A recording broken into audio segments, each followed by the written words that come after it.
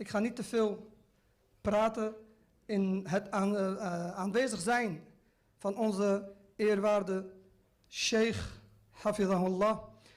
लेकिन जैसे हमने पहले ऐलान कर दिया है كلهم يضحكون على أرديتي لیکن جیسے ہم نے پہلے اعلان کیا ہے کہ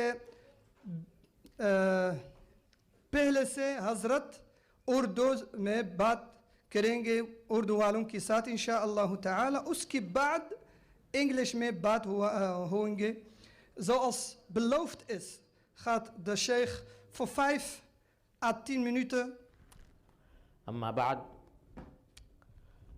میرے محترم دوستوں، بھائیوں اور بہنوں، السلام علیکم ورحمۃ اللہ تعالی وبرکاتہ. یہ میری خوش قسمتی ہے کہ آج اس ملک میں آپ حضرات سے ملاقات کرنے کا اور کچھ بات کرنے کا اللہ تعالی نے موقع عطا فرمایا. میں خاص طور پر شیخ سعید مقدمی حفظہ اللہ تعالیٰ کا شکر گزار ہوں کہ انہوں نے مجھے یہ موقع فراہم کیا. مجھ سے فرمایا گیا ہے کہ چند منٹ میں پہلے کچھ اردو میں عرض کروں اور اس کے بعد پھر اسلامک فائنانس کے موضوع پر انگریزی میں بات کروں.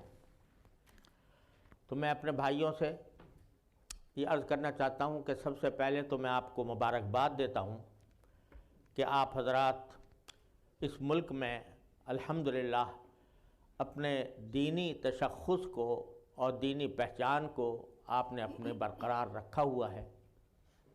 اللہ تعالیٰ اس میں مزید ترقی عطا فرمائے. لمبی چوڑی تقریر کا موقع نہیں ہے اور دین کی بات کسی لمبی چوڑی تقریر کی محتاج بھی نہیں ہوتی.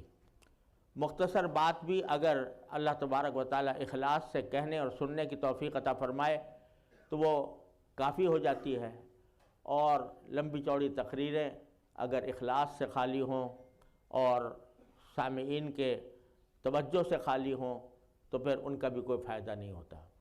تو میں آپ حضرات سے یہ گزارش کرتا ہوں کہ اپنی زندگی میں دو باتوں کو خاص طور پر اپنائیں.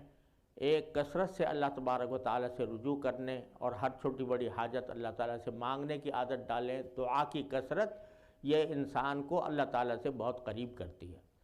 اور دوسرے، اللہ تعالیٰ کی نعمتوں کا شکر ادا کرنے کا اہتمام کریں. جو کوئی بھی اچھی حالت آئے تو اس پر اللہ تعالیٰ کا شکر ادا کریں، اور اپنے بچوں کو رات کے وقت میں کچھ دین کی تعلیم دینے کا اہتمام کریں. تو انشاءاللہ ثم انشاءاللہ حالات میں بہتری پیدا ہوگی اور آپ کے لیے آپ کی اولاد صدقہ جاریہ بنے گی. حدیث میں ہے کہ جب کوئی انسان مر جاتا ہے تو اس کے سارے اعمال ختم ہو جاتے ہیں، لیکن 3 چیزیں ایسی ہیں جو باقی رہتی ہیں.